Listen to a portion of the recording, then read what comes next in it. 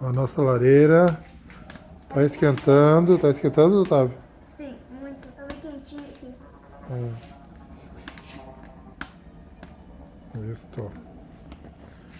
Pois é, disseram que ia esfriar. Eu meti a marreta na minha churrasqueira e fiz uma lareira. Que tal?